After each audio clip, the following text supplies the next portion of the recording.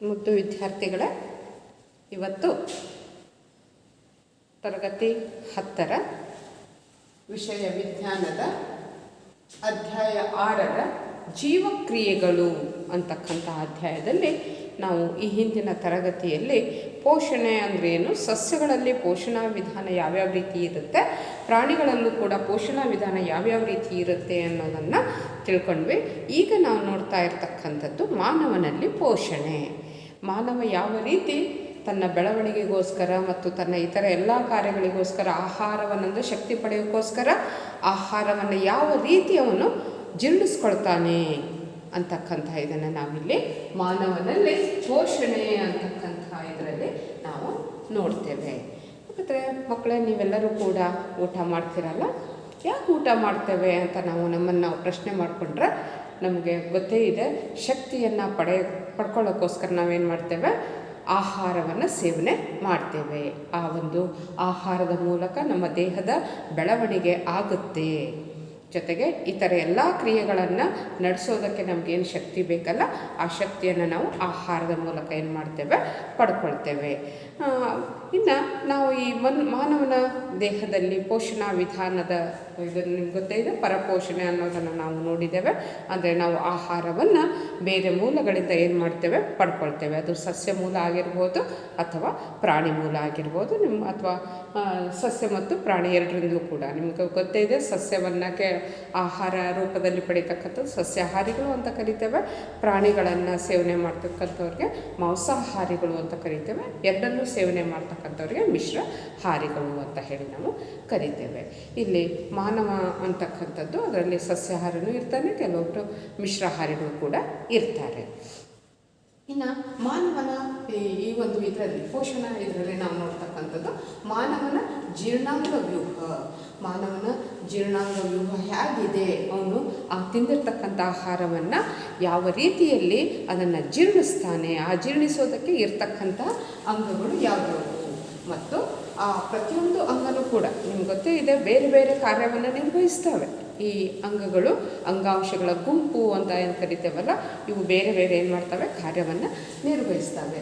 ಈಗ 1 by 1 ನಾವು ನೋಡ್ತಾ ಹೋಗೋಣ. ಮಾನವನ ಜೀರ್ಣಾಂಗ ವ್ಯೂಹ ಅನ್ನೋದು ಎಲ್ಲಿಂದ ಸ್ಟಾರ್ಟ್ ಆಗಿ ಎಲ್ಲಿಂದ ಎಂಡ್ ಆಗುತ್ತೆ ಅಂತ ಹೇಳಿ, ಮತ್ತು ಅದರಲ್ಲಿ ಬರ್ತಕ್ಕಂಥ ಬೇರೆ ಬೇರೆ ಅಂಗಗಳು ಯಾವ್ದ್ಯಾವುದು ಮತ್ತು ಅವುಗಳ ಕಾರ್ಯ ಏನು ಅನ್ನೋದನ್ನು ನಾವು ನೋಡೋಣ. ಅದಕ್ಕಿಂತ ಮುಂಚೆ ಇಲ್ಲಿ ಮಾನವನ ಜೀರ್ಣಾಂಗ ಪ್ರಕ್ರಿಯೆ ಬಗ್ಗೆಯೂ ಕೂಡ ನಾವು ತಿಳ್ಕೊಳ್ಳೋಣ. ಅಂದರೆ ಇಲ್ಲಿ ಜೀರ್ಣಾಂಗ ಪ್ರಕ್ರಿಯೆ ಅಂತ ಹೇಳಿದ್ರೆ ನಾವು ತಿಂದಿರ್ತಕ್ಕಂಥ ಆಹಾರ, ಆ ಜೀರ್ಣಾಂಗ ಪ್ರಕ್ರಿಯೆಯಲ್ಲಿ ಹಲವಾರು ಹಂತಗಳು ಬರ್ತವೆ. ಒಂದನೇದು ಸೇವನೆ. ಆಹಾರವನ್ನು ನಾವು ಸೇವನೆ ಮಾಡ್ತೇವೆ, ಬಾಯಿಯ ಮೂಲಕ ಆಹಾರವನ್ನು ಸೇವನೆ ಮಾಡ್ತೇವೆ. ಅದರ ನೆಕ್ಸ್ಟು ಅಲ್ಲಿರ್ತಕ್ಕಂಥ ಹಲವಾರು ಅಂಗಗಳ ಮೂಲಕ ಅದನ್ನು ಏನು ಮಾಡ್ತೇವೆ, ನಾವು ಆಹಾರವನ್ನು ಜೀರ್ಣಿಸ್ತೇವೆ. ಇಲ್ಲಿ ಬರ್ತಕ್ಕಂಥದ್ದು ಸೇವನೆ ಮತ್ತು ಜೀರ್ಣಿಸೋದು. ಜೀರ್ಣ ಆದಮೇಲೆ ಅದನ್ನು ಜೀರ್ಣಿಸಿದ ಆಹಾರವನ್ನು ಕೆಲವು ಭಾಗಗಳು ಏನು ಮಾಡ್ತವೆ ಅಂತ ಹೇಳಿದರೆ ಹೀರಿಕೊಳ್ತವೆ. ಇದರಿಂದ ಸ್ವಾಂಗೀಕರಣ ಅಂತ ಹೇಳಿ ಕರೀತೇವೆ. ಆ ಹೀರಿಕೊಂಡಿರ್ತಕ್ಕಂಥದ್ದು ಪ್ರತಿಯೊಂದು ಜೀವಕೋಶಕ್ಕೂ ಕೂಡ ಏನಾಗಲ್ಪಡಬೇಕು, ಸಪ್ಲೈ ಆಗಬೇಕು. ಅದು ನೆಕ್ಸ್ಟು ಅಲ್ಲಿ ವಿಸರ್ಜನೆ, ಅಂದರೆ ಯಾವುದು ಬೇಕಾಗಿರೋದನ್ನೆಲ್ಲ ಹೀರಿಕೊಳ್ಳುತ್ತೆ. ಇನ್ನು ಅಲ್ಲಿ ಜೀರ್ಣಿಸದೇ ಇರತಕ್ಕಂಥದ್ದು ಬೇಡವಾದ ಆಹಾರ ಪದಾರ್ಥಗಳು ಏನಾಗ್ತವೆ, ಗುದದ್ವಾರದ ಮೂಲಕ ವಿಸರ್ಜನೆ ಆಗ್ತವೆ. ಇದಿಷ್ಟು ಜೀರ್ಣಾಂಗ ಪ್ರಕ್ರಿಯೆಯಲ್ಲಿ, ಅಂದರೆ ಬಾಯಿಯಿಂದ ಸ್ಟಾರ್ಟ್ ಆಗುತ್ತೆ, ಗುದದ್ವಾರದಿಂದ ಅದು ಎಂಡ್ ಆಗುತ್ತೆ. ಹಾಗಾದರೆ ಮಾನವನ ಜೀರ್ಣಾಂಗ ವ್ಯೂಹದ ರಚನೆಯನ್ನು ಈಗ ನಾವು 1 by 1 ನೋಡ್ತಾ ಹೋಗೋಣ. ಇಲ್ಲಿ ಮಾನವನ ಜೀರ್ಣಾಂಗ ವ್ಯೂಹ, ನೀವು ಇಲ್ಲಿ ಚಾರ್ಟನ್ನು ಗಮನಿಸ್ತಾ ಇದ್ದೀರಿ. ಮಾನವನ ಜೀರ್ಣಾಂಗ ವ್ಯೂಹದಲ್ಲಿ ಏನೇನು ರಚನೆಗಳು ಕಂಡು ಬರ್ತವೆ ಅನ್ನೋದನ್ನು ಈಗ 1 by 1 ನಾವು ಎಕ್ಸ್ಪ್ಲೇನ್ ಮಾಡ್ತಾ ಹೋಗ್ತೇನೆ.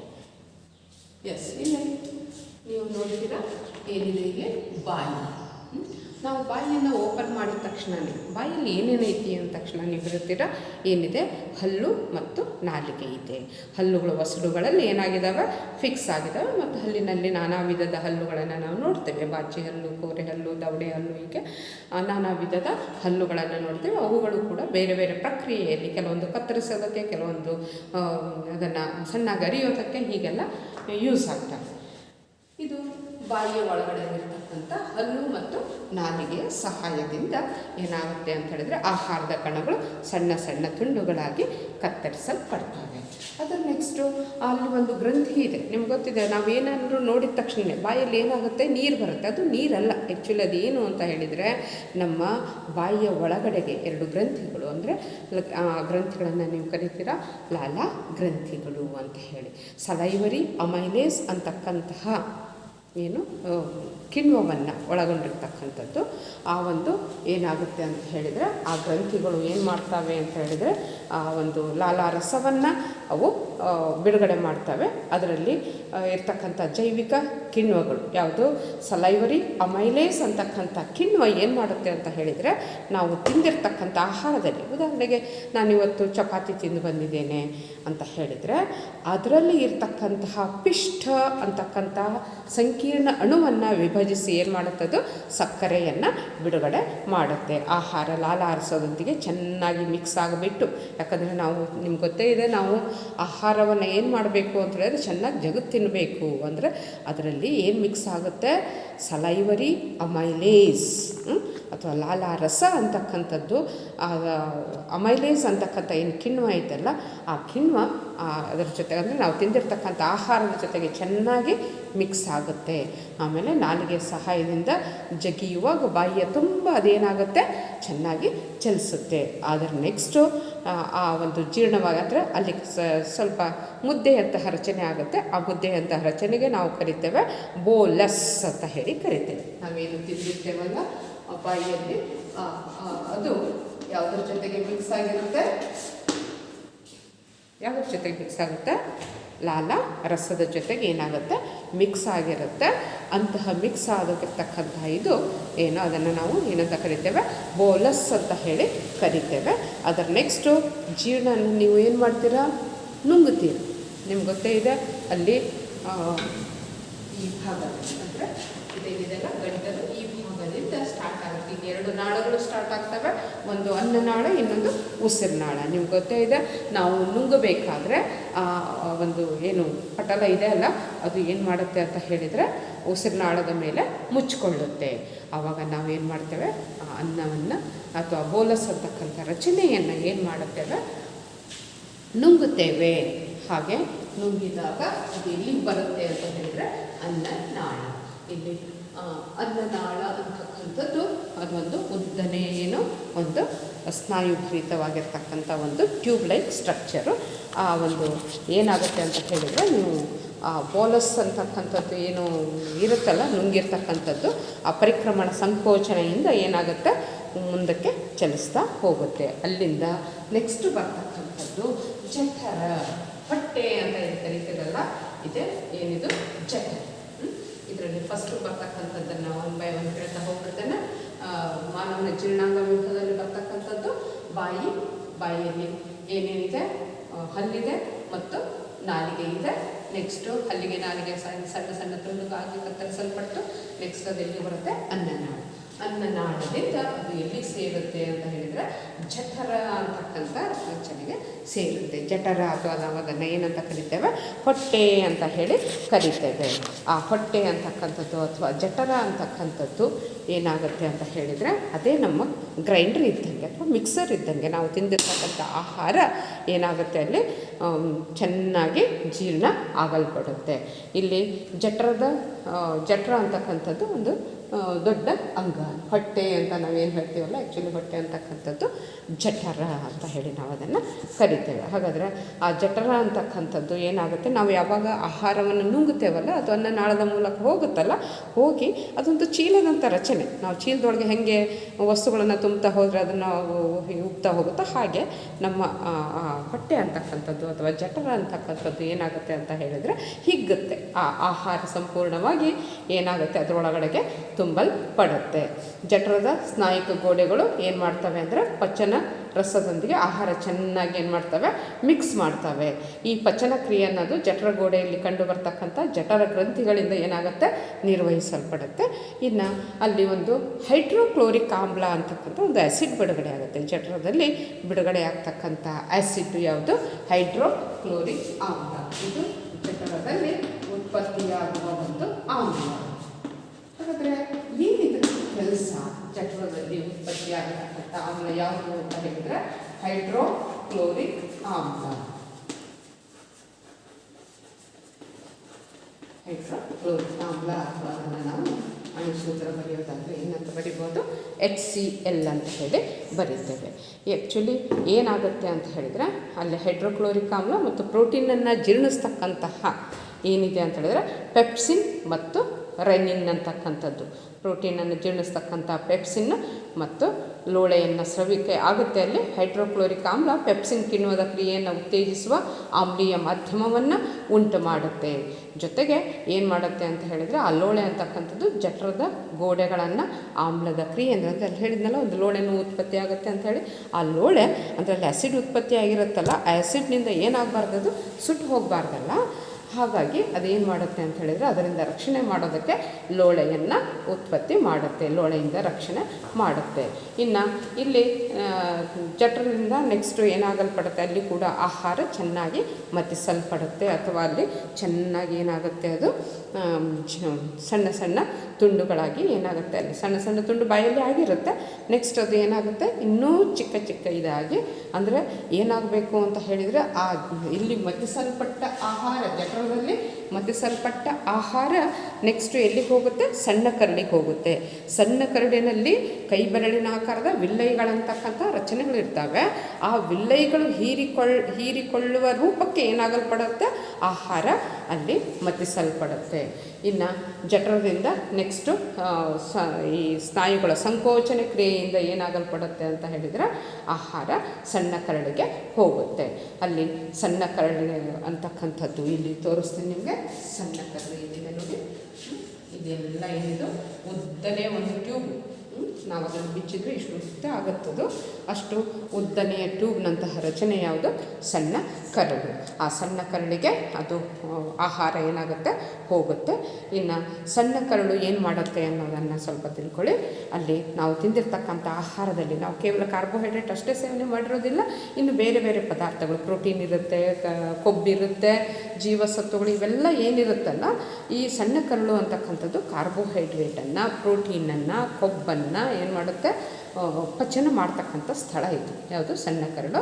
ಇಲ್ಲಿ ಮೇಧೋಜೀರಕ ಗ್ರಂಥಿ ಮತ್ತು ಲೀವರ್ ಅಥವಾ ಯಕೃತ್ ಅಂತ ಏನು ಕರಿತೇವಲ್ಲ, ಇಲ್ಲಿದೆ ನೋಡಿ, ಇದು ಪಿತ್ತಜನಕಾಂಗ ಅಂತ ಏನು ಕರಿತೇವಲ್ಲ, ಇಲ್ಲಿ ಪಿತ್ತಕೋಶ ಇದೆ, ಇದರಿಂದ ಒಂದು ರಸ ಉತ್ಪತ್ತಿ ಆಗುತ್ತೆ. ನೆಕ್ಸ್ಟು ಮೇಧೋಜೀರಕ ಗ್ರಂಥಿ ಅಂತ ಇರುತ್ತೆ. ಈ ಮೇಧೋಜೀರಕ ಗ್ರಂಥಿಯಿಂದ ಮೇಧೋಜೀರಕ ರಸ ಏನಾಗುತ್ತೆ, ಉತ್ಪತ್ತಿ ಆಗುತ್ತೆ.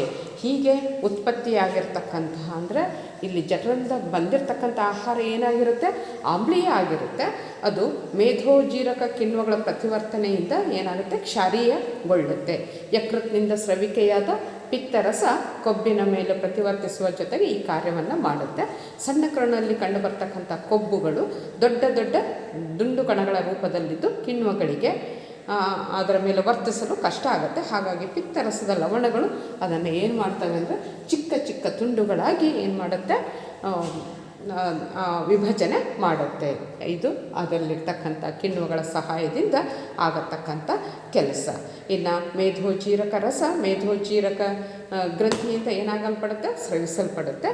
ಅದು ಪ್ರೋಟೀನನ್ನು ಏನು ಮಾಡುತ್ತೆ, ಜೀರ್ಣಿಸೋದಕ್ಕೆ ಮತ್ತು ಟ್ರಿಪ್ಸಿನ್ ಮತ್ತು ವಿಭಿನ್ನ ಸಾಂದ್ರತೆಯ ಹೊಂದಿರತಕ್ಕಂಥ ಕೊಬ್ಬುಗಳ ಮಿಶ್ರಣವನ್ನು ಎಮಲ್ಸೀಕರಣಗೊಳಿಸುವ ಲೈಪೇಸ್ ಅಂತಕ್ಕಂಥ ಕಿಣ್ವಗಳನ್ನು ಅದು ಹೊಂದಿರುತ್ತೆ.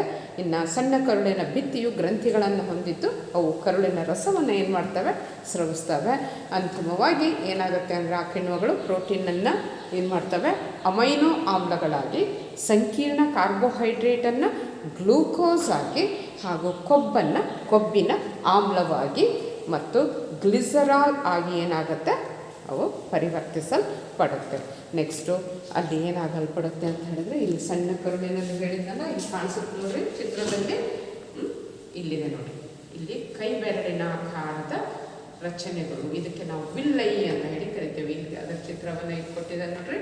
ಇಲ್ಲಿ ಏನು ಮಾಡುತ್ತೆ ಅಂತ ಹೇಳಿದರೆ, ಈ ವಿಲ್ಲೈಗಳು ಏನು ಮಾಡ್ತವೆ ಅಂತ ಹೇಳಿದರೆ, ಆಹಾರದಲ್ಲಿರ್ತಕ್ಕಂಥ ಪೋಷಕಾಂಶಗಳನ್ನು ಏನು ಮಾಡ್ತವೆ, ಹೀರ್ಕೊಳ್ತವೆ.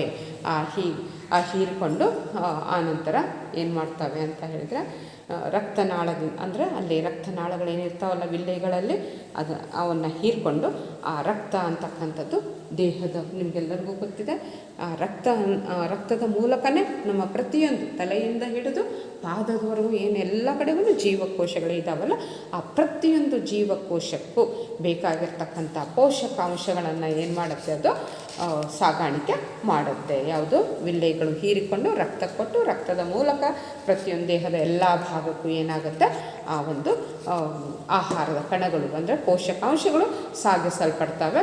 ಆ ಪೋಷಕಾಂಶಗಳನ್ನು ಪಡ್ಕೊಂಡು ಜೀವಕೋಶಗಳು ಶಕ್ತಿಯನ್ನು ಪಡ್ಕೊಂಡು ಹೊಸ ಅಂಗಾಂಶಗಳನ್ನು ನಿರ್ಮಾಣ ಮಾಡ್ತವೆ ಮತ್ತು ದುರಸ್ತಿ ಮಾಡಬೇಕಾಗಿರ್ತಕ್ಕಂಥ ಅಂದರೆ ದುರಸ್ತಿಗೆ ಅಂದರೆ ಕೆಲವೊಂದು ಡ್ಯಾಮೇಜ್ ಆಗಿರ್ತಾವಲ್ಲ ಅಂತಹ ದುರಸ್ತಿಗೆ ಅಂದರೆ ಹಳೆಯ ಅಂಗಾಂಶಗಳ ದುರಸ್ತಿಗೆ ಅದು ಬಳಕೆ ಆಗುತ್ತೆ. ನೆಕ್ಸ್ಟ್ ಏನಾಗುತ್ತೆ ಅಂದರೆ ಇದಿಷ್ಟೆಲ್ಲ ನಡೀತು. ಪಿತ್ತರ ಜನಕಾಂಗ ಪಿತ್ತರಸವನ್ನು ಉತ್ಪತ್ತಿ ಮಾಡಿತು. ನೆಕ್ಸ್ಟು ಸಣ್ಣ ಕರಡಿ ಮತ್ತು ಅದೆಲ್ಲ ಹೀರಿಕೆ ಆದಮೇಲೆ ಅದರ ನೆಕ್ಸ್ಟು ಇಲ್ಲಿ ಕಾಣಿಸ್ತಾ ಇದೆಲ್ಲ ರಚನೆ. ಈ ರಚನೆ ಏನಿದು ದೊಡ್ಡ ಕರುಳು ಅಂತಕ್ಕಂಥ ರಚನೆ. ಆ ದೊಡ್ಡ ಕರುಳು ಅಂತಕ್ಕಂಥ ರಚನೆಯಲ್ಲಿ ಏನಾಗುತ್ತೆ ಅಂದರೆ ಹೀರಿಕೆಯಾಗದೇ ಇರತಕ್ಕಂಥ ವಸ್ತುಗಳು ಏನಾಗಲ್ಪಡ್ತವೆ ಸಾಗಿಸಲ್ಪಡ್ತವೆ. ಅಲ್ಲಿ ಏನಾಗುತ್ತೆ ಅಂದರೆ ಹೆಚ್ಚಿನ ನೀರಿತ್ತು ಅಂದರೆ ಅದು ಹೀರ್ಕೊಳ್ಳುತ್ತೆ. ನೆಕ್ಸ್ಟು ಕೆಲವೊಂದು ಇವು ಕೂಡ ಖನಿಜ ಲವಣಗಳು ಕೂಡ ಹೀರಿಕೆ ಆಗ್ತವೆ. ಅದರ ನೆಕ್ಸ್ಟು ಏನಾಗುತ್ತೆ ಅಂತ ಹೇಳಿದರೆ ಅಲ್ಲಿಂದ ವಾಪಸ್ ಅದು ಇಲ್ಲಿ ಬರುತ್ತೆ. ಯಾವುದಿದು ಗುದ ನಾಳ ಅಂತ ಅಥವಾ ಮಲಾಶಯ ಅಂತ ಹೇಳಿ ಕರಿತೇವೆ ನಾವು. ಆ ಗುದ ನಾಳ ಅಥವಾ ಒಂದು ಚೀಲದಂತಹ ರಚನೆ ಅಲ್ಲಿ ಮಲದ ರೂಪದಲ್ಲಿ ಅದನ್ನು ಮಲ ಅಂತ ಹೇಳಿ ನಾವು ಕರಿತೇವೆ. ಆ ರೂಪದಲ್ಲಿ ಅದು ಅಲ್ಲಿ ಸಂಗ್ರಹ ಆಗಿರ್ತಕ್ಕಂಥದ್ದನ್ನು ಮಲ ಅಂತ ಹೇಳ್ತೇವೆ. ಮಲಾಶಯದಲ್ಲಿ ಅಥವಾ ಅದನ್ನು ಗುದ ನಾಳ ಅಂತ ಹೇಳಿ ಕರಿತೇವೆ. ಅಲ್ಲಿ ಸ್ಟಾಕ್ ಆಗುತ್ತೆ. ಇಲ್ಲಿಂದ ಬಂದು ಇಲ್ಲಿಗೆ ಬಂದು ಇಲ್ಲಿ ಸ್ಟಾಕ್ ಆಗುತ್ತೆ. ನೆಕ್ಸ್ಟು ಏನಾಗಲ್ಪಡುತ್ತೆ ಅದು ಗುದದ್ವಾರ ಅಂತ ಏನಿದೆ ಇಲ್ಲ ಆ ಗುದದ್ವಾರದ ಮೂಲಕ ಏನಾಗಲ್ಪಡುತ್ತೆ ಅದು ಹೊರ ಹಾಕಲ್ಪಡುತ್ತೆ. ಅಲ್ಲಿ ಹೊರ ಹಾಕಬೇಕಾದ್ರೆ ಅಲ್ಲಿ ಗುದ ಸಂಕುಚನ ಕ್ರಿಯೆಗಳ ಮೂಲಕ ಏನಾಗಲ್ಪಡುತ್ತೆ ತ್ಯಾಜ್ಯ ವಸ್ತುಗಳು ಹೊರ ಹಾಕಲ್ಪಡ್ತವೆ. ಇದಿಷ್ಟು ಯಾವುದಕ್ಕೆ ಸಂಬಂಧಪಟ್ಟ ಹಾಗೆ ಇಲ್ಲಿ ಮಾನವನಲ್ಲಿ ಪೋಷಣೆ, ಇದರಲ್ಲಿ ಯಾವ ರೀತಿ ಮಾನವನ ಜೀರ್ಣಾಂಗ ವ್ಯೂಹ ಇದೆ ಮತ್ತು ಅಲ್ಲಿ ಯಾವ್ಯಾವ ರೀತಿ ಏನೇನು ವಸ್ತುಗಳು ಬಿಡುಗಡೆ ಆಗಲ್ಪಡ್ತವೆ ಮತ್ತು ಅದರಿಂದ ಏನು ಇದಾಗುತ್ತೆ ಅನ್ನೋದನ್ನು ನೀವು ತಿಳ್ಕೊಂಡ್ರೆ ಇನ್ನು ಅದರ ನೆಕ್ಸ್ಟು ನಾವು ನೋಡೋಣ. ಯಾವುದು ಉಸಿರಾಟ ಅಂದರೆ ಏನು, ಉಸಿರಾಟ ವಿಧಾನ ಯಾವ್ಯಾವ ರೀತಿ, ಸಸ್ಯಗಳಲ್ಲಿ ಉಸಿರಾಟ ಹೇಗೆ ಇದೆ, ಪ್ರಾಣಿಗಳಲ್ಲಿ ಉಸಿರಾಟ ಹೇಗೆ ಇದೆ ಅನ್ನೋದನ್ನು ಈಗ ನಾವು ನೋಡೋಣ.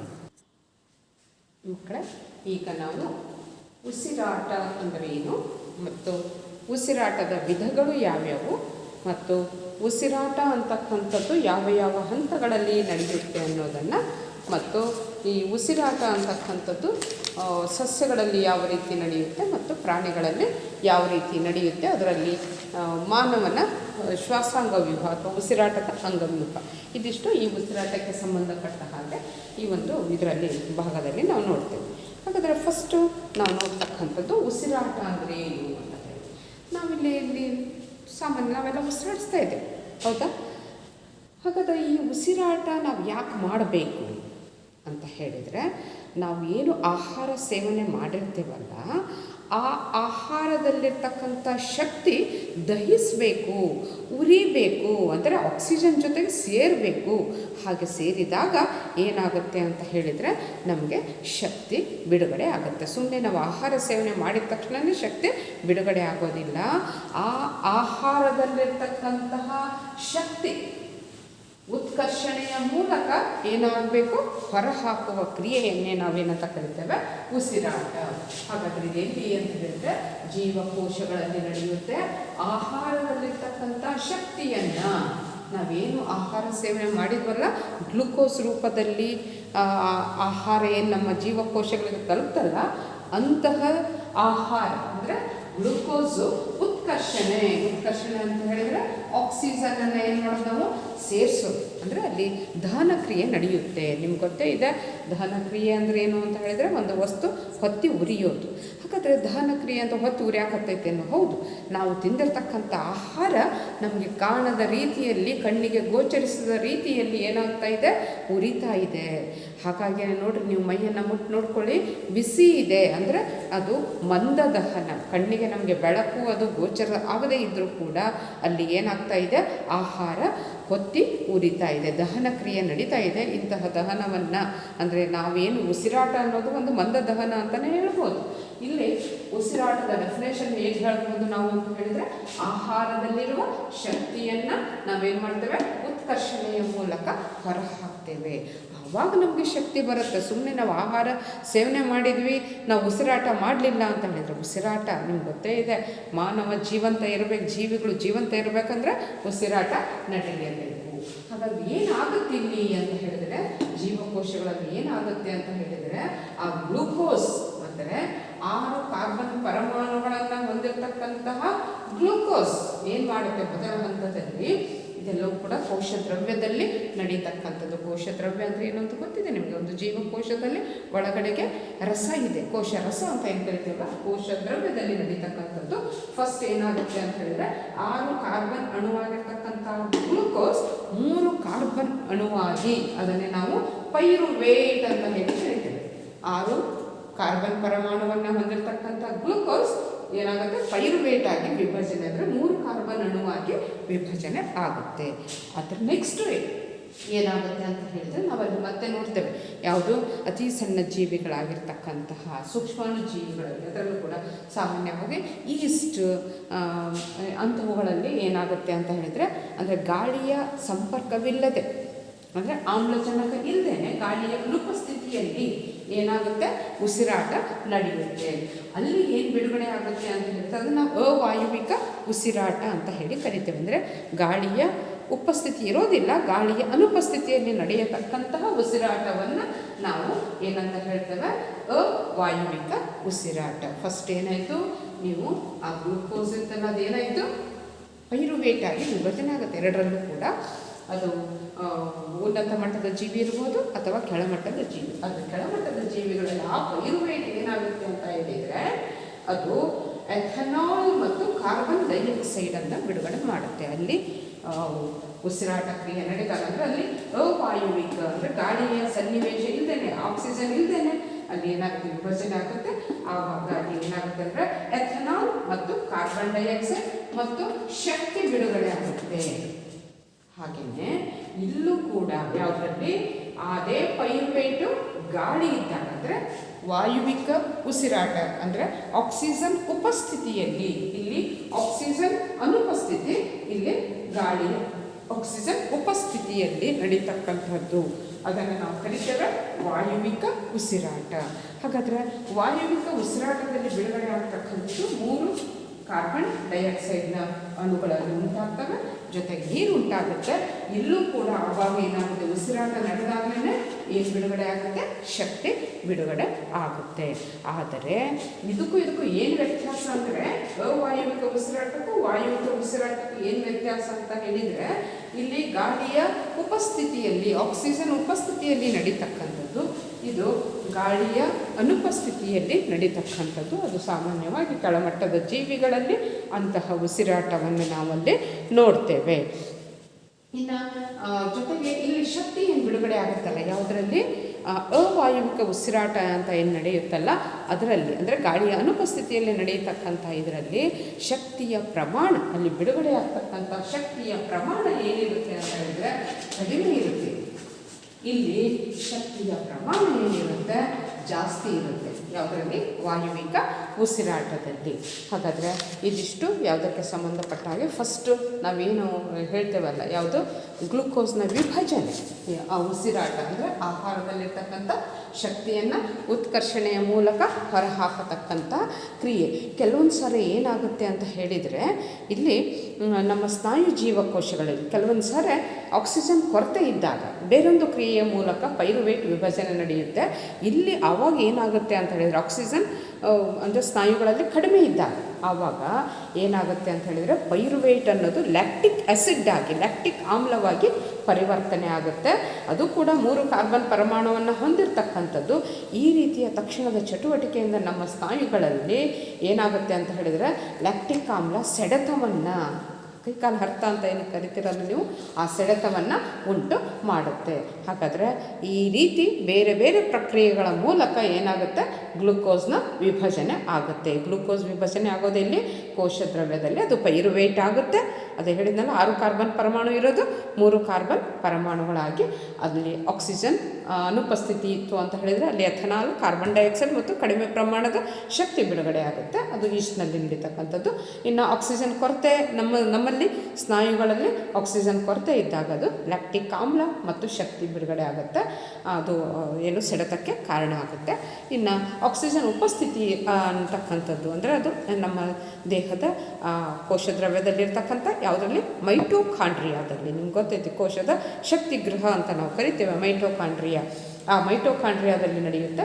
ಅಲ್ಲಿ ಬಿಡುಗಡೆ ಆಗೋದು ಕಾರ್ಬನ್ ಡೈಆಕ್ಸೈಡ್, ನೀರು ಮತ್ತು ಅಪಾರ ಪ್ರಮಾಣದ ಏನಾಗುತ್ತೆ, ಶಕ್ತಿ ಬಿಡುಗಡೆ ಆಗುತ್ತೆ. ಇಲ್ಲಿ ಕೋಶೀಯ ಉಸಿರಾಟ ಸಮಯದಲ್ಲಿ ಬಿಡುಗಡೆ ಆಗ್ತಕ್ಕಂಥ ಅಂದರೆ ಇಲ್ಲಿ ATP ಅಣುವನ್ನು ಸಂಶ್ಲೇಷಣೆ ಅಲ್ಲಿ ನಮ್ಮ ದೇಹದ ಒಂದು ಜೀವಕೋಶದಲ್ಲಿ ಇರ್ತಕ್ಕಂಥ ಎಲ್ಲ ಚಟುವಟಿಕೆಗಳಿಗೆ ಇಂಧನವಾಗಿ ಬಳಸ್ತಕ್ಕಂಥ ATP ಅಂತಕ್ಕಂಥ ಅಣುವನ್ನು ಸಂಶ್ಲೇಷಣೆ ಮಾಡೋದಕ್ಕೆ ಇದು ಬಳಕೆ ಆಗುತ್ತೆ. ಇಲ್ಲಿ ATP ವಿಭಜನೆಗೊಂಡು ಅಲ್ಲಿ ಅಪಾರ ಪ್ರಮಾಣದ ಶಕ್ತಿ ಬಿಡುಗಡೆ ಆಗುತ್ತೆ ಅಂತ ಹೇಳಿದ್ವಿ. ಈ ಜೀವಕೋಶದೊಳಗಿನ ಅಂದರೆ ಇದು ಏನಾಗುತ್ತೆ ಅಂದರೆ ಅಂತರುಷ್ಟಕ ಕ್ರಿಯೆಗಳನ್ನು ನಡೆಸುತ್ತೆ. ಇನ್ನು ಅದರ ನೆಕ್ಸ್ಟು ನಾವು ನೋಡ್ತಕ್ಕಂಥದ್ದು ಸಸ್ಯಗಳು ಯಾವ ರೀತಿ ಇದನ್ನು ಮಾಡ್ತವೆ ಮತ್ತು ಪ್ರಾಣಿಗಳು ಯಾವ ರೀತಿ ಡೀಟೇಲ್ ಆಗಿ ಅದರ ಬಗ್ಗೆ ಇನ್ನು ನೋಡಿ. ಸಸ್ಯಗಳಲ್ಲಿ ಉಸಿರಾಟದ ಬಗ್ಗೆ ಹೇಳೋದಾದರೆ ನಿಮಗೆಲ್ಲರಿಗೂ ಪ್ರಶ್ನೆ ಕೇಳಿದರೆ ಸಸ್ಯಗಳು ಯಾವುದನ್ನು ಉಸಿರಾಟಕ್ಕಾಗಿ ಯಾವ ಅನಿಲವನ್ನು ತಗೊಳ್ತವೆ ಅಂತ ಹೇಳಿದರೆ ನೀವೆಲ್ಲರೂ ಏನು ಹೇಳಿಬಿಡ್ತೀರಿ ಅಂದರೆ ಯಾವುದನ್ನು ಹೇಳ್ತೀರಿ ಹೇಳಿ? ಕಾರ್ಬನ್ ಡೈಆಕ್ಸೈಡ್ ಹೇಳ್ತೀರಿ. ಅವು ಕೂಡ ನಮ್ಮಂತೆಯೇ ಉಸಿರಾಟಕ್ಕೆ ಏನನ್ನು ಬಳಸ್ತವೆ? ಆಕ್ಸಿಜನ್ನನ್ನೇ ಬಳಸ್ತವೆ. ಅವುಗಳಿಗೂ ಕೂಡ ಉಸಿರಾಟಕ್ಕೆ ಆಕ್ಸಿಜನ್ ಬೇಕು. ಆದರೆ ದ್ಯುತಿ ಸಂಶ್ಲೇಷಣೆ ಕ್ರಿಯೆಗೆ ಮಾತ್ರ ಅವು ಏನನ್ನು ಹೀರ್ಕೊಳ್ತವೆ? ಕಾರ್ಬನ್ ಡೈಆಕ್ಸೈಡನ್ನು ಬಳಕೆ ಮಾಡ್ತವೆ. ಸಸ್ಯಗಳು ಕೂಡ ಉಸಿರಾಟಕ್ಕಾಗಿ ಬಳಸತಕ್ಕಂಥ ಅನಿಲ ಯಾವುದು? ಆಮ್ಲಜನಕನ. ನಾವು ಹೇಗೆ ಉಸಿರಾಟಕ್ಕೆ ಆಮ್ಲಜನಕವನ್ನು ಬಳಸ್ತೇವೋ ಹಾಗೆ ಸಸ್ಯಗಳು ಕೂಡ ಏನು ಮಾಡ್ತವೆ? ಆಮ್ಲಜನಕವನ್ನು. ಕೇವಲವು ದ್ಯುತಿ ಸಂಶ್ಲೇಷಣೆ ಕ್ರಿಯೆಗೆ ಮಾತ್ರ ಏನು ಮಾಡ್ತವೆ? ಕಾರ್ಬನ್ ಡೈಆಕ್ಸೈಡನ್ನು ಬಳಸ್ತೇವೆ. ನಾವು ಸಾಮಾನ್ಯ ನಿಮ್ಮೆಲ್ಲರಿಗೂ ಕೂಡ ಪ್ರಶ್ನೆ ಕೇಳಿದಾಗ ನೀವೆಲ್ಲರೂ ಉಸಿರಾಟಕ್ಕೆ ಸಸ್ಯಗಳು ಯಾವ ಅನಿಲ ಬಳಸ್ತವೆ ಅಂದ ತಕ್ಷಣ ಏನಂದ್ಬಿಡ್ತೀರಿ? Carbon dioxide. ಇಲ್ಲ, ಅವು ಕೂಡ ಉಸಿರಾಟಕ್ಕಾಗಿ ಏನು ಮಾಡ್ತವೆ? ಆಮ್ಲಜನಕವನ್ನು ಬಳಸ್ತವೆ. ಹಾಗಾದರೆ ನಿಮ್ಗೆ ಗೊತ್ತಿರ್ಬೋದು ಸಸ್ಯಗಳು ತಾವೇ ತಯಾರಿಸಿರ್ತಕ್ಕಂಥ ಆಕ್ಸಿಜನ್ ಗೊತ್ತೇ ಇದೆ. ಇದು ಎಲೆ ಅಂತ ಹೇಳಿದರೆ ಎಲೆಗಳಲ್ಲಿ ಏನಿದೆ, ಈ ತೂತುಗಳು ಕಾಣಿಸ್ತಾ ಇದ್ದಾವೆ ನಿಮಗೆ. ಈ ತೂತುಗಳು ಪತ್ರ ರಂಧ್ರಗಳು ಅಂತ ಏನು ನಾವು ಕರಿತೇವಲ್ಲ, ಈ ಪತ್ರ ರಂಧ್ರಗಳ ಮೂಲಕ ಈ ಹಿಂದಿನ ತರಗತಿಯಲ್ಲಿ ನೀವು ಓದಿದ್ದೀರಿ. ಪತ್ರ ರಂಧ್ರಗಳ ಮೂಲಕ ಏನು ನಡೆಯುತ್ತೆ? ಅನಿಲಗಳ ವಿನಿಮಯ, ಕಾರ್ಬನ್ ಡೈಆಕ್ಸೈಡು ತಗೊಳ್ಳೋದು, ಆಕ್ಸಿಜನ್ ಹೊರಗೆ ಬಿಡೋದು, ಈ ರೀತಿ ನಡೀತಾ ಇರುತ್ತೆ. ಅವುಗಳು ಕೂಡ ಉಸಿರಾಟಕ್ಕಾಗಿ ಏನು ಮಾಡ್ತವೆ? ಆಕ್ಸಿಜನನ್ನು ಬಳಕೆ ಮಾಡ್ತವೆ. ಡೇ ಟೈಮ್ನಲ್ಲಿ ಅವು ಕಾರ್ಬನ್ ಡೈಆಕ್ಸೈಡ್ ನಿಮ್ಗೆ ಗೊತ್ತೇ ಇದೆ, ಅವು ಡೇ ಟೈಮ್ ನೈಟು ಕೂಡ ಕಂಪ್ಲೀಟ್ ನಾವು ಹೇಗೆ ಉಸಿರಾಟ ಮಾಡ್ತೇವೆ ಹಾಗೆ ಉಸಿರಾಟ ಮಾಡ್ತಾ ಇರ್ತವೆ. ಆದರೆ ಅಲ್ಲಿ ಏನು ಮಾಡ್ತವೆ ಅಂದರೆ ದ್ಯುತಿ ಸಂಶ್ಲೇಷಣೆ ಕ್ರಿಯೆಯಲ್ಲಿ ಅವೇನು ಬಿಡುಗಡೆ ಮಾಡಿರ್ತಲ್ಲ ಕಾರ್ಬನ್ ಡೈಆಕ್ಸೈಡನ್ನು ಹೀರ್ಕೊಂಡು ಮತ್ತೆ ಆಕ್ಸಿಜನನ್ನು ನಾವು ಬಿಡುಗಡೆ ಮಾಡ್ತೇವೆ. ಆದರೆ ಸೂರ್ಯನ ಬೆಳಕು ಇಲ್ಲದೆ ಇದ್ದಾಗ ಅಂದರೆ ರಾತ್ರಿ ಸಮಯದಲ್ಲಿ ನಾವು ಸಾಮಾನ್ಯ ಹೇಳ್ತೇವೆ ನೋಡಿರಿ, ರಾತ್ರಿ ಸಮಯದಲ್ಲಿ ಮರದ ಕೆಳಗೆ ಮಲಗಬಾರ್ದು. ಯಾಕೆ ಅಂತ ಹೇಳಿದರೆ ಆ ಟೈಮ್ನಲ್ಲಿ ಅವು ಕೂಡ ಉಸಿರಾಟ ಮಾಡಿ ಏನನ್ನು ಹೊರಗಡೆ ಬಿಡ್ತಿರ್ತವೆ? ಕಾರ್ಬನ್ ಡೈಆಕ್ಸೈಡನ್ನು ಬಿಡುಗಡೆ ಮಾಡ್ತಾ ಇರ್ತವೆ. ಆಗ ದ್ಯುತಿ ಸಂಶ್ಲೇಷಣೆ ನಡೆಯೋದಿಲ್ಲಲ್ಲ, ಹಾಗಾಗಿ ಆಕ್ಸಿಜನ್ ಅದರ ಸುತ್ತ ಇರೋದಿಲ್ಲ ಅಂತ ಹೇಳಿ ಅದರ ಕೆಳಗಡೆಗೆ ನಾವು ಏನು ಮಾಡ್ತೇವೆ? ಮಲಗಬಾರ್ದು ಅಂತ ಹೇಳ್ತೇವೆ. ಹಾಗಾದರೆ ಪತ್ರ ರಂಧ್ರಗಳ ಮೂಲಕ ಏನು ನಡೆಯುತ್ತೆ? ಅನಿಲಗಳ ವಿನಿಮಯ ನಡೀತಾ ಇರುತ್ತೆ. ಈ ರೀತಿ ಅವು ಕೂಡ ಏನು ಮಾಡ್ತವೆ? ಆಕ್ಸಿಜನನ್ನು ಉಸಿರಾಟಕ್ಕಾಗಿ ಬಳಸ್ಕೊಂಡು ಕಾರ್ಬನ್ ಡೈಆಕ್ಸೈಡನ್ನು ಬಿಡುಗಡೆ ಮಾಡ್ತವೆ. ಇನ್ನು ಪ್ರಾಣಿಗಳಲ್ಲಿ ನಾವು ಉಸಿರಾಟದ ಬಗ್ಗೆ ಹೇಳೋದಾದರೆ ಇಲ್ಲಿ ಪ್ರಾಣಿಗಳು ಉಸಿರಾಟಕ್ಕಾಗಿ ವಿಶೇಷವಾದ ಅಂಗವ್ಯೂಹವನ್ನು ಹೊಂದಿದ್ದಾವೆ. ಮತ್ತು ಅದರಲ್ಲೂ ಕೂಡ ನಾವು ನೋಡ್ತೇವೆ ಏನು ನೆಲಚರ ಮತ್ತು ಜಲಚರಗಳು. ನೀರಿನಲ್ಲಿ ಆಕ್ಸಿಜನ್ ಪ್ರಮಾಣ ಏನಾಗಿದೆ, ಕಡಿಮೆ ಇದೆ. ಇದಕ್ಕೆ ಹೋಲಿಸಿದರೆ, ಯಾವುದಕ್ಕೆ, ನಮ್ಮ ವಾತಾವರಣಕ್ಕೆ ಹೋಲಿಸಿದರೆ ಕರಗಿರ್ತಕ್ಕಂಥ ಆಕ್ಸಿಜನ್ ಪ್ರಮಾಣ ಸಾಕಷ್ಟು ಕಡಿಮೆ ಇರೋದರಿಂದ ಅವುಗಳ ಜಲಚರಗಳ ಉಸಿರಾಟದ ದರ ನೆಲಜೀವಿಗಳಲ್ಲಿ ಕಂಡುಬರುವುದಕ್ಕಿಂತ ಸಾಕಷ್ಟು ವೇಗವಾಗಿರುತ್ತೆ. ನೋಡಿರಿ, ನೀವು ಮೀನು ಉಸಿರಾಟ ಮಾಡಬೇಕಾದ್ರೆ ಏನು ಮಾಡುತ್ತೆ ಅಂದರೆ ನೀರನ್ನು ಏನು ಮಾಡುತ್ತೆ, ಬಾಯಿ ಮೂಲಕ ತೊಗೊಂಡ್ಬಿಟ್ಟು ಅಲ್ಲಿ ಕಿವಿರುಗಳ ರಚನೆಗಳಿರ್ತವೆ, ಆ ಕಿವಿರುಗಳ ಮೂಲಕ ಏನು ಮಾಡ್ತಾ ಇರುತ್ತೆ, ಅದು ಉಸಿರಾಟವನ್ನು ಮಾಡ್ತಾ ಇರುತ್ತೆ. ಹಾಗಾದರೆ ಇಲ್ಲಿ ಮೀನುಗಳಿಗೆ ಹೋಲಿಸಿದರೆ, ನಾವಲ್ಲಿ ಅಂದರೆ ಜಲಚರ ಜೀವಿಗಳಿಗೆ ಹೋಲಿಸಿದರೆ ಅದರಲ್ಲಿ ಇರ್ತಕ್ಕಂತಹ ಪ್ರಮಾಣ, ಆಕ್ಸಿಜನ್ ಪ್ರಮಾಣ ಏನಿದೆ ಅಂತ ಹೇಳಿದರೆ ಕಡಿಮೆ ಇದೆ. ಹಾಗಾಗಿ ಅವು ವೇಗವಾಗಿ ಏನು ಮಾಡ್ತವೆ, ಉಸಿರಾಟವನ್ನು ಮಾಡ್ತವೆ. ಆದರೆ ನೆಲಚರ ಜೀವಿಗಳಂದರೆ ಭೂಮಿಯಲ್ಲಿ ವಾಸ ಮಾಡ್ತಕ್ಕಂಥ ಜೀವಿಗಳಲ್ಲಿ ಆ ಉಸಿರಾಟದ ಪ್ರಮಾಣ ಅವುಗಳಿಗೆ ಹೋಲಿಸಿದರೆ ಕಡಿಮೆ ಯಾಕಿದೆ ಅಂತ ಪ್ರಶ್ನೆ ಕೇಳಿದರೆ ನೀವು ಅಲ್ಲಿ ಹೇಳಬೇಕು. ಅಂದರೆ ನೀರಿನಲ್ಲಿ ಆಕ್ಸಿಜನ್ ಪ್ರಮಾಣ ಏನಾಗಿರುತ್ತೆ, ಕಡಿಮೆ ಇರುತ್ತೆ, ಕರಗಿರ್ತಕ್ಕಂಥ ಆಕ್ಸಿಜನ್ನು. ಹಾಗಾಗಿ ಉಸಿರಾಟದ ದರ ನೆಲಜೀವಿಗಳಲ್ಲಿ ಕಂಡುಬರುವುದಕ್ಕಿಂತ ಸಾಕಷ್ಟು ವೇಗವಾಗಿರುತ್ತೆ. ಮೀನುಗಳಲ್ಲಿ ಉಸಿರಾಟದ ಅಂಗಗಳು ಅಂತ ಹೇಳಿದರೆ ಗೊತ್ತೇ ಇದೆ ನಿಮಗೆ, ಈ ತರಗತಿಯಲ್ಲಿ ಅದನ್ನು ತಿಳ್ಕೊಂಡಿದ್ದೀರ. ಕಿವಿರುಗಳು ಅಥವಾ ಗಿಲ್ಸ್ ಅಂತ ಏನು ಹೇಳ್ತೀವಲ್ಲ, ಕಿವಿರುಗಳ ಮೂಲಕ ಏನು ಮಾಡ್ತಾ ಇರ್ತವೆ, ಉಸಿರಾಟವನ್ನು ಮಾಡ್ತಾ ಇರ್ತವೆ. ಈ ರೀತಿ ನಾವು ಅಲ್ಲಿ ನೋಡ್ತೇವೆ. ಇನ್ನು ಅದರ ನೆಕ್ಸ್ಟು ನಾವು ನೋಡ್ತಕ್ಕಂಥದ್ದು ಯಾವುದು ಅಂತ ಹೇಳಿದ್ರೆ ಮಾನವನಲ್ಲಿ ಉಸಿರಾಟಕ್ಕಾಗಿ ವಿಶೇಷವಾದ ಏನು ಹೊಂದಿದ್ದಾನೆ, ಅಂಗವ್ಯೂಹವನ್ನು ಹೊಂದಿದ್ದಾನೆ. ಹಾಗಾದರೆ ಮುಂದಿನ ತರಗತಿಯಲ್ಲಿ ನಾವು ಮಾನವನ ಉಸಿರಾಟದ ಅಂಗವ್ಯೂಹ ಏನೇನನ್ನು ಒಳಗೊಂಡಿದೆ, ಯಾವ ಅಂಗಗಳನ್ನು ಒಳಗೊಂಡಿದೆ ಮತ್ತು ಅವುಗಳ ಕಾರ್ಯಾಚರಣೆ ಹೇಗಿರುತ್ತೆ ಅನ್ನೋದನ್ನು ಮುಂದಿನ ತರಗತಿಯಲ್ಲಿ ನಾವು ನೋಡೋಣ.